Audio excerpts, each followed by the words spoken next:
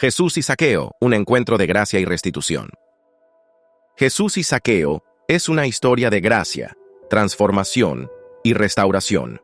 En Lucas 19:1, vemos cómo un hombre rico y despreciado por su pueblo, un recaudador de impuestos llamado Zaqueo, anhelaba ver a Jesús.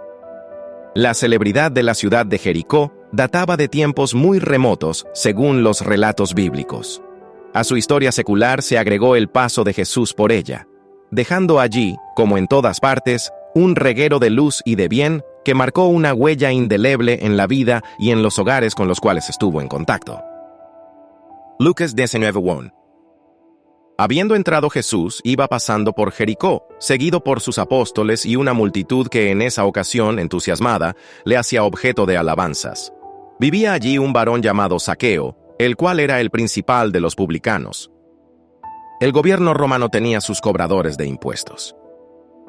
Los encargados de las recaudaciones de esas cargas públicas eran llamados publicanos, y como tales, muy despreciados por el pueblo, pero especialmente por los fariseos y sus seguidores. Había, sin duda, en Jericó una oficina principal de impuestos debido a la exportación de bálsamo que transportaban las caravanas de mercaderes que atravesaban el oasis en que Jericó se hallaba, que iba destinado a ser vendido en todo el mundo. Jericó estaba en la ruta principal por la cual se iba de Persia a Judea y a Egipto, y el tránsito por ella era considerable. Zaqueo sería el jefe de la agencia principal de los impuestos que se cobraban al tránsito de personas y mercaderías, pues era rico. Zaqueo procuraba ver a Jesús. Es dable suponer que había oído algo acerca de él y que sabía que, alejado de los prejuicios de los sacerdotes y fariseos, se acercaba a los publicanos para impartirles su doctrina e infundirles su amor. Justamente, Mateo, uno de sus apóstoles, era un publicano a quien el maestro había ganado mientras ataba en su trabajo cobrando impuestos. Ese deseo de ver a Jesús era motivado más que por una mera curiosidad. Deseaba vehementemente verle, mas no podía a causa de la multitud, porque era pequeño de estatura. A pesar de que con su actitud se arriesgaba a las críticas y burlas de los que le conocían, debido a su posición de hombre de fortuna, corriendo delante subióse a un árbol sicómoro para verle, porque había de pasar por allí. Ni las dificultades físicas ni los prejuicios sociales le detuvieron en su intento. Por doquier, a través de su paso, Jesús despertó en la gente el deseo de verle y estar en contacto con él. Al interés de Zaqueo por ver a Jesús, correspondió el interés de éste por bendecir a aquel, y como vino a aquel lugar. Jesús le vio, en medio de la multitud que le rodeaba, el Señor distinguió a este hombre que le necesitaba de manera especial. Zaqueo procuraba verle, y Jesús, mirándole, le vio. Fue un encuentro de ojos y de corazones. En el andar de nuestra vida, hemos procurado ver a Jesús, conocerle, oírle, saber quién fuese como Zaqueo. Hemos oído hablar de él. Ha pasado cerca la caravana humana que habló en su nombre. Hemos percibido el eco y luego la presencia del Salvador, pero quizá, desafortunadamente, nada más que eso. Aquella multitud no permitía a Zaqueo llegar hasta Jesús. Debió esforzarse para conseguirlo. Aún hoy, no basta conformarse con vivir entre multitudes llamadas cristianas, ni con el eco más o menos incierto que se perciba acerca del Cristo y de su amor. Es necesario, absolutamente necesario, procurar un encuentro personal con él. Como en el caso de Zaqueo, el Cristo responderá con su interés sin igual para satisfacer el deseo de quien le busque con sinceridad. Cuando alguien se cruza con otra persona y quiere evitar un encuentro personal, esquiva la mirada, baja la vista o la fija en otra parte.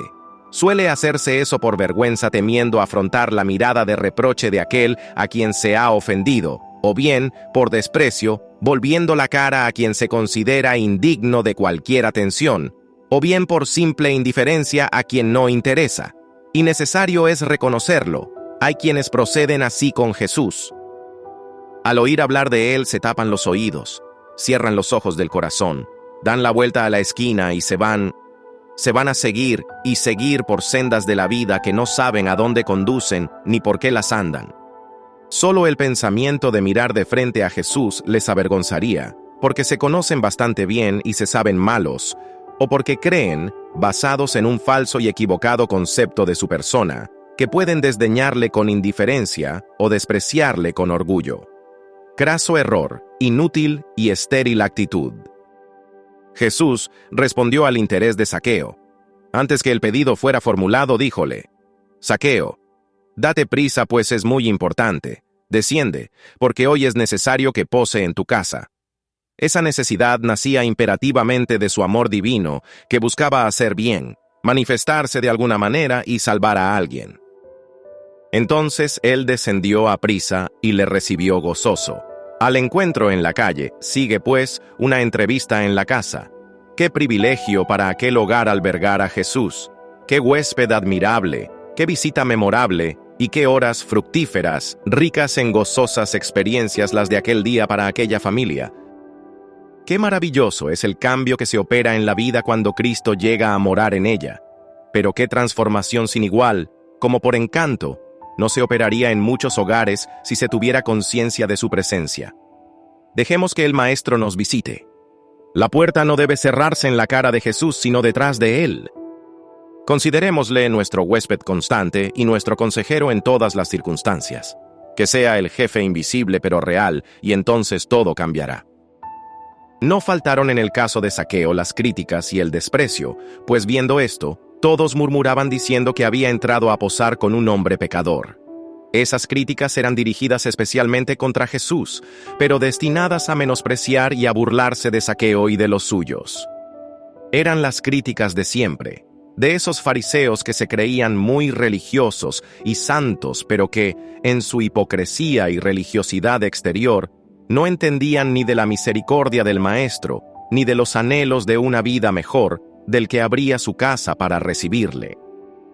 Son las eternas críticas de los fanáticos, de los vencidos o de los perversos, críticas que debiéramos desechar ante la perspectiva de una vida honorable, de un hogar en paz, y sobre todo, de la amistad del Cristo que vale por todas las amistades y que debiera estar por encima de todos los decires.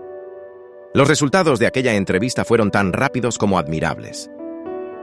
La influencia de la palabra y el contacto con el puro no tardaron en manifestarse.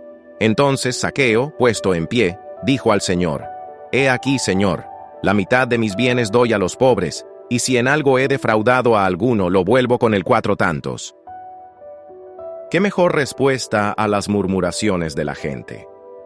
Zaqueo procederá a dar a los pobres la mitad de sus ganancias y, si involuntariamente cometió alguna injusticia en el desempeño de sus funciones, no solo devolverá a su dueño lo que le corresponda, sino que además lo hará con creces.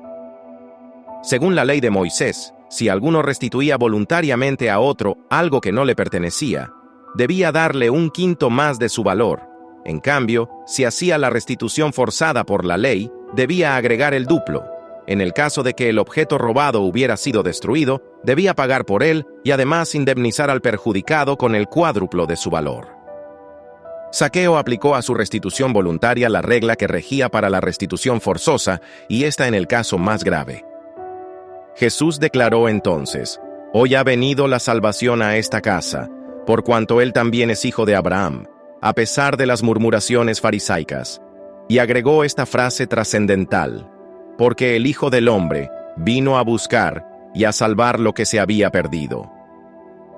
Todo el Evangelio confirma este hecho. Jesús vino para buscar y salvar al hombre que se había alejado de Dios. Esa fue la misión que realizó durante su ministerio y que selló con su muerte en la cruz. Pero a esa salvación no se llega sino por el camino del arrepentimiento y la fe. Arrepentíos y creed al Evangelio. Un arrepentimiento tan genuino que pueda comprobarse en el propósito de abandonar el mal y de emprender una nueva senda, luego de recibido el perdón. Eso es lo que pasó con Zaqueo. A los ojos de aquellos falsos maestros de endurecida cerviz, acababa de cumplirse la palabra contenida en el libro del profeta Isaías: Lavad, limpiaos, quitad la iniquidad de vuestras obras de ante mis ojos. Dejad de hacer lo malo, aprended a hacer bien, buscad juicio, restituid al agraviado, oíd en derecho al huérfano, amparad la viuda. Venid luego, dirá Jehová, y estemos a cuentas. Si vuestros pecados fueren como la grana, como la nieve, serán emblanquecidos. Si fueren rojos como el carmesí, vendrán a ser como blanca lana. Llamará su nombre Jesús, Salvador, porque Él salvará a su pueblo de sus pecados. Se había dicho de Cristo al anunciar su nacimiento, ¿y cómo se cumplió ese anuncio? Jesús salva al pecador, pero no lo salva en sus pecados, sino de sus pecados. Limpiando su corazón y regenerando su vida, le salva aquí para una vida honrada delante de los hombres y santa a los ojos de Dios, y luego, llegada la hora, para toda la eternidad. Que la gloria y la honra son para Dios. Amén.